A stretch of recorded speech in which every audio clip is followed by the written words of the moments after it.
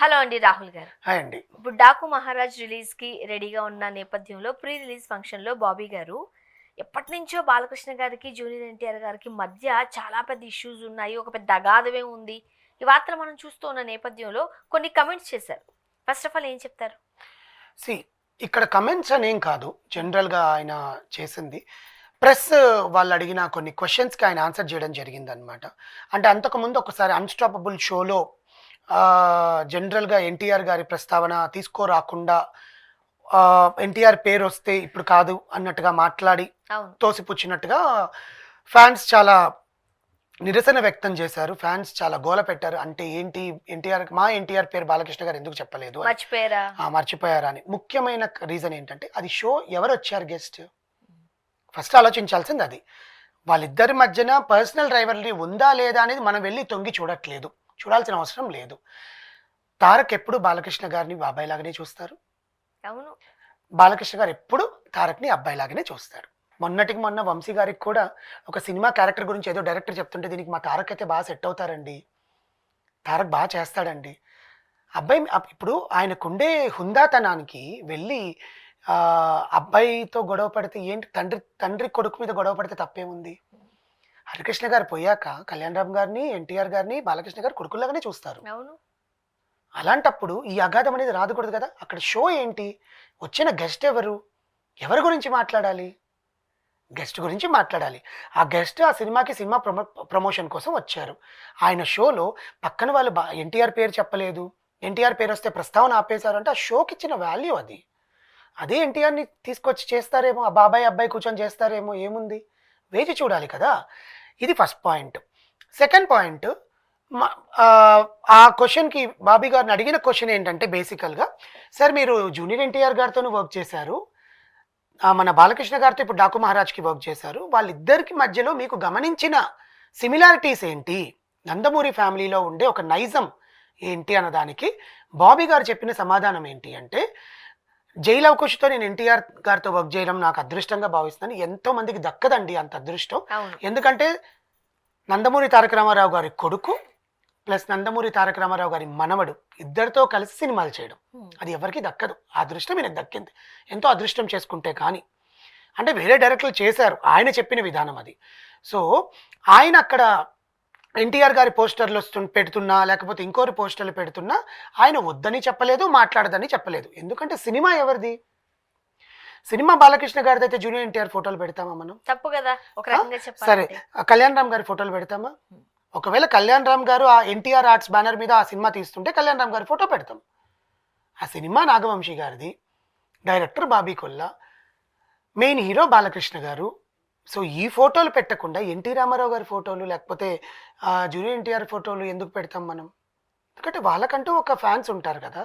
బాలకృష్ణ గారిని ఏ చుట్టుపక్కల చూసినా బాలకృష్ణ గారిని చూడాలనుకుంటాం అని ఒక టాక్ ఉందని అడిగినప్పుడు అలా ఆయన ఏం నాకు చెప్పలేదండి, ఇందులో దాచాల్సిన అవసరం లేదు, కప్పిపుచ్చాల్సిన అవసరము లేదు. సినిమా ఎవరిది? మాది. మా పోస్టర్స్ మేము పెట్టుకుంటాం. అంతేగాని షూట్కి షార్ట్కి మధ్యలో గ్యాప్లో కూడా వీళ్ళు మాట్లాడుకుంటున్నప్పుడు, సార్ తారక్ మీరు ఏ సినిమా ఎప్పుడు నటిస్తారంటే, కథ చెప్పండి అయ్యా ఇప్పుడే నటిస్తాను నేను అంటారు ఆయన. అంత బాబాయ్ అబ్బాయి ఆ కుటుంబంలో గొడవలు ఉండవండి. మళ్ళీ చెప్తున్నాను, ఎన్టీఆర్ గారి కుటుంబంలో గొడవలు లేకుండానే పెంచారు. ఇప్పటికీ అందరు అన్నదమ్ములు కలిసే ఉంటారు, అందరు అక్క చెల్లెలు కలిసే ఉంటారు, కుటుంబం అంతా కలిసే ఉంటుంది. వాళ్ళ మధ్యలో గొడవలు ఉండవు.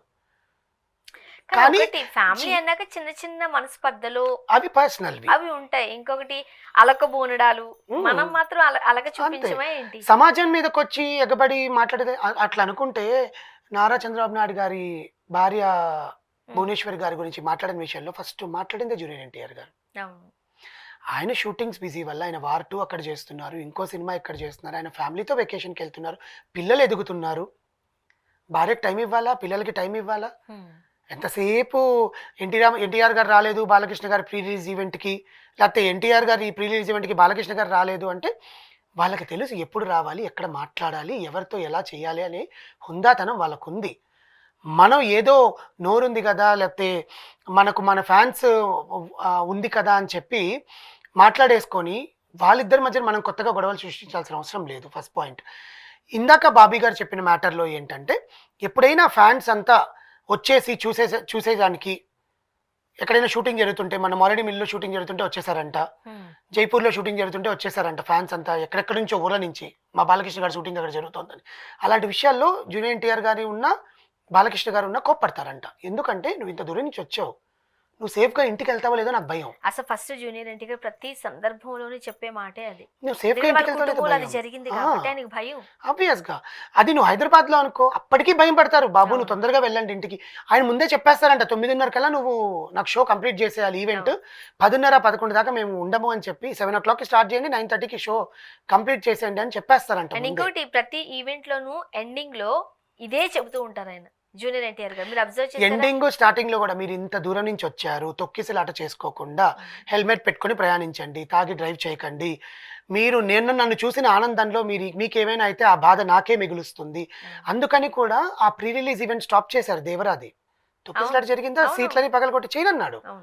ఎందుకంటే దానివల్ల ఏదైనా జరిగితే బాధాకరం. సో అలాంటి ఫ్యామిలీ గురించి ఇలాంటి వార్తలు సినిమా రిలీజ్ అవుతున్న నేపథ్యంలో రావడం అనేది చాలా you know it's not good relation between the fans and heroes. But వాళ్ళిద్దరు బాగానే ఈ ఉంటారు. ఫ్యాన్సే ఇంత పట్టించుకుంటారు కానీ వాళ్ళు ఎవరి పనుల్లో వాళ్ళు బిజీగా ఉంటారు. అంతే కదండి. ఎవరి షూటింగ్ స్కెడ్యూల్స్ వాళ్ళకు ఉంటాయి. ఇప్పుడు ఏ సందర్భం వచ్చినప్పుడు కలుసుకుంటారు, మాట్లాడుకుంటారు. వాళ్ళ ఇంట్లో ఫంక్షన్ జరిగితే పోరా. ఇప్పుడు పిల్లలు ఇద్దరు ఎదుగుతున్నారండి, ఎన్టీఆర్ గారి పిల్లలు పంచల్ ఫంక్షన్ చేస్తారు, పోడా బాలకృష్ణ అదే కదా, దగ్గరుండి చేపిస్తాడు తండ్రిలాగా. అంతే కదా. సో ఇలాంటివన్నీ జనాలు ఎక్స్పెక్ట్ చేయాలి. ఇలా పాజిటివ్గా ఉంటే వాళ్ళలో కూడా ఒక పాజిటివ్ వైబ్ వస్తుందండి. అప్పుడే మనకి మంచి మంచి సినిమాలు వస్తాయి. వాళ్ళని చూసి మనం ఇన్స్పైర్ అవుతాం. చూడండి ఆ ఫ్యామిలీ, ఎందుకంటే ఇప్పుడు సెలబ్రిటీని చూసి ఇన్స్పైర్ అయ్యే వాళ్ళు చాలా మంది ఉంటారుగా. వాళ్ళే కొట్టుకుంటున్నారని జనాల్లోకి వస్తే మా హీరోనే కొట్టుకుంటానని ఇలా చేసే ప్రజలు కూడా ఉన్నారు. అప్పట్లో ఈ పాలిటిక్స్ కి సంబంధించి కూడా రకరకాల ఊహాగానాలు వచ్చినప్పుడు చాలా క్లారిటీగా చెప్పేశారు ఆయన. అవును, ఇప్పట్లో నాకు రాజకీయాల మీద ఆసక్తి లేదు, నేను కేవలం సినిమాలు మాత్రమే అదే చేసుకుంటాను మాట అని. బాలకృష్ణ గారు కూడా చెప్పారు. ఆయనకి ఇంట్రెస్ట్ లేదు, ఆయన రాడు, తారక్ రాడు అని చెప్పారు ఆయన. ఎందుకంటే ఇంట్రెస్ట్ ఉండాలి కదా. అవును. వస్తారా రాదా అనేది ఒకరు ఫోర్స్ చేయకూడదు. ఇప్పుడు తండ్రికి వచ్చిన నటన వారసుల్లో వచ్చింది హరికృష్ణ గారికి, బాలకృష్ణ గారికి. మోహన్ కృష్ణ గారు ఉన్నారు, పురంధేశ్వరి గారు ఉన్నారు, అందరూ ఉన్నారు కదా. సో అదే నటన కళ్యాణ్ రామ్ గారికి వచ్చింది, తారక రామారావు మన జూనియర్ ఎన్టీఆర్ గారికి వచ్చింది. ఇప్పుడు అదే నటన వాళ్ళ పిల్లలకి రావాలని రూల్ లేదు కదా.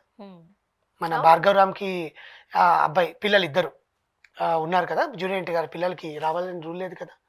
సో ఇవి మనం ఆలోచించుకుంటే మన ఫ్యాన్స్ అందరూ హ్యాపీగానే ఉంటారు, అన్ని సినిమాలు బాగా ఆడతాయి.